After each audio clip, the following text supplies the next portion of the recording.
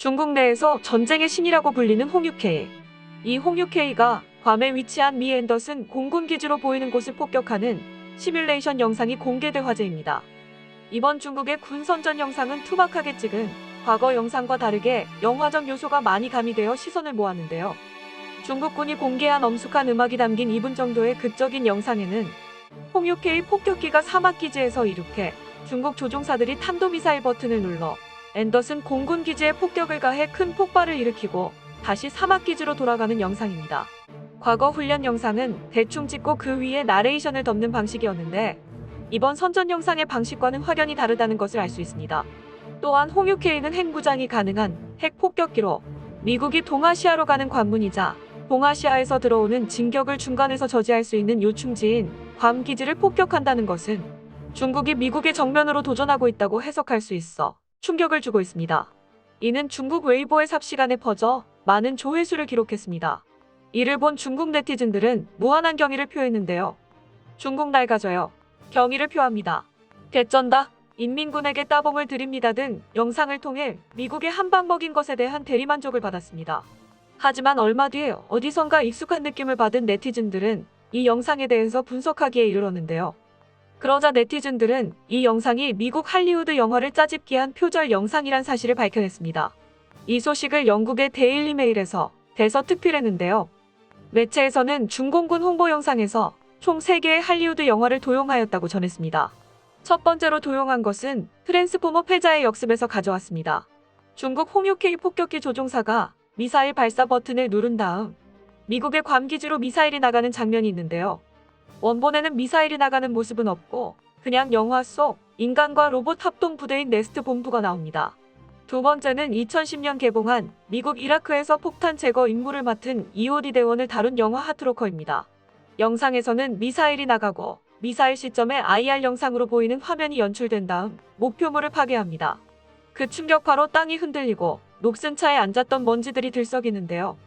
이는 하트로커에서 폭발물이 폭발의 주인공이 그 영향권에서 벗어나기 위해 뛰는 장면이 있는데 그 이후 장면을 그대로 가져다 썼습니다. 마지막으로는 1996년에 개봉된 니콜라스 케이지와 숀 코너리 주연의 더 록입니다. 중국 홍보 영상에서는 마지막 미군 기지가 폭발하는 씬이 나옵니다.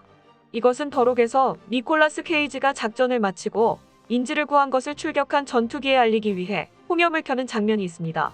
하지만 조종사는 그 신호를 감지하지 못하고 이미 미사일을 발사하는데 그 다음 장면에서 폭발로 인한 화염의 형태와 섬의 모양까지 똑같습니다.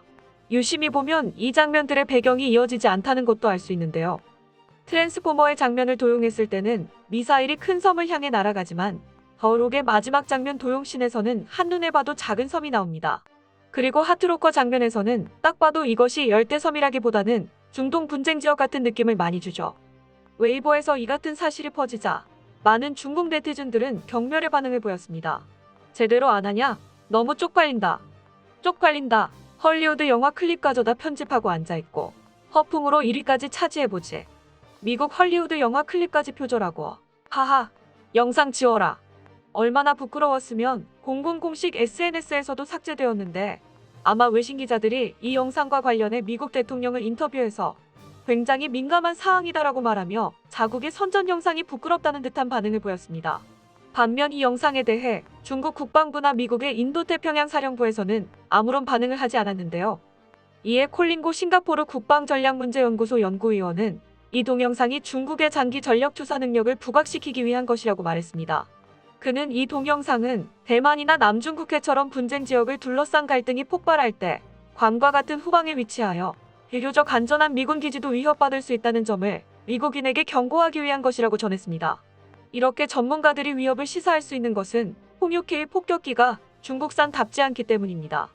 홍유케이 폭격기의 H는 중국어 홍이며 혹은 우르 등의 소리를 뜻해 중국 공군은 폭격기에 이 홍을 항상 붙이는데요. 홍육 폭격기는 소련이 지난 1950년대 개발한 쌍발 엔진 제트 폭격기 투폴레프 16을 중국이 국산화한 것입니다. 1959년 9월 소련으로부터 중요 부품을 들여와 투폴레프 16 폭격기를 면허 생산하기 시작했고 이후 1964년에는 시안항공기공업 집단이 완전한 국산화에 성공해 홍유케이가 만들어졌습니다. 이렇게 시작된 중국의 홍육 폭격기는 이후 지속적인 업그레이드 모델이 등장하게 됐고 2007년에는 지금의 홍6K 폭격기가 모습을 드러냈습니다. 이전의 홍6 폭격기와 달리 홍6K는 기존의 터보제트 엔진 대신 러시아가 만든 D30KP 터보팬 엔진을 달아 연료 효율성과 항속거리를 높였습니다. 추력도 대폭 증대되었으며 기체 전반적으로 디지털화가 진행되었는데요. 특히 조종석의 경우 완전히 재설계되어 기계식 계기판이 어지럽게 배치됐던 기존 조종석 대신 최신 클래스 콕핏 즉 디지털 화면이 장착된 조종석으로 새롭게 탈바꿈했습니다. 또한 항공기동체에서 코처럼 튀어나온 기수 부분 역시 다시 만들어져 최신형 레이더와 주야간으로 목표 탐색이 가능한 전자광학 추적 장치도 장착되는데요. 여기에 더해 무장 운용 능력도 대폭 향상되었는데 이전 모델인 홍6M 폭격기의 경우 두 발의 공대함 및 공대지 미사일만 탑재가 가능했습니다. 그러나 홍6K는 6발의 공대함 및 공대지 미사일을 탑재할 수 있습니다.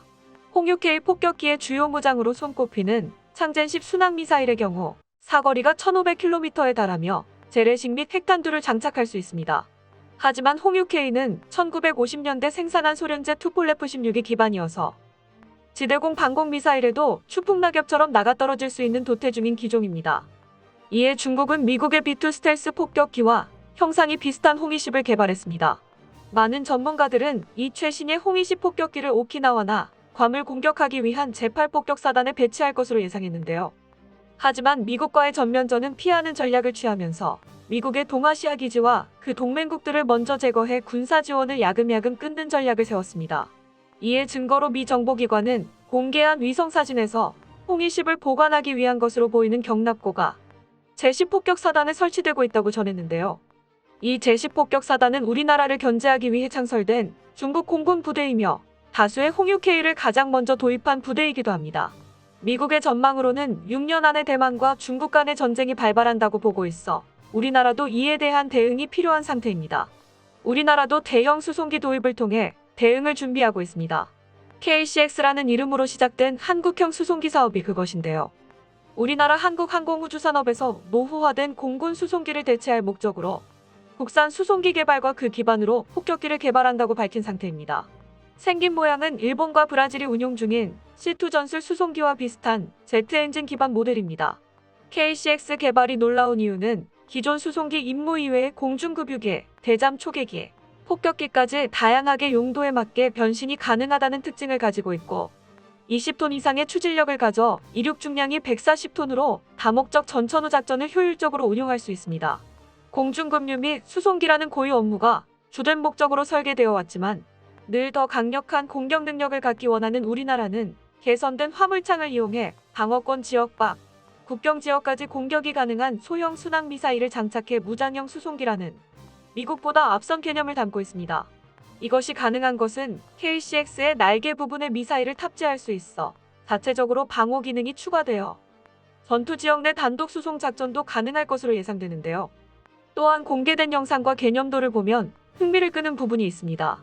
바로 무인기 모선으로서의 역할입니다. 개념도에서 수십 기의 무인기를 탑재하여 작전 지역 근처에서 탑재된 무인기를 푸는 것인데요. 그런 무인기가 KCX만으로 어려운 침투 암살 작전을 펼칠 수 있고 또한 전량불자를 수송할 때 경호원 같은 호위기로 사용할 수 있습니다. 무인기에 공중급유 기능까지 탑재시키면 1소티 동안 계속같이 비행하며 주변을 지킬 수 있을 거라 예상됩니다. 사람이 타고 있지 않아 적의 미사일 같은 경우 6탄으로 방어할 수 있다는 장점도 있습니다. 개념도에 제시된 무인기도 현재 미국에서 운용 중인 MQ-9 리퍼와 모습이 비슷한데요. 무인기 기술이 더 발전하면 6세대 스텔스 형상을 한 우리나라의 가오리 X나 KUS-X를 소형화하여 탑재 가능할 것이라 예상됩니다.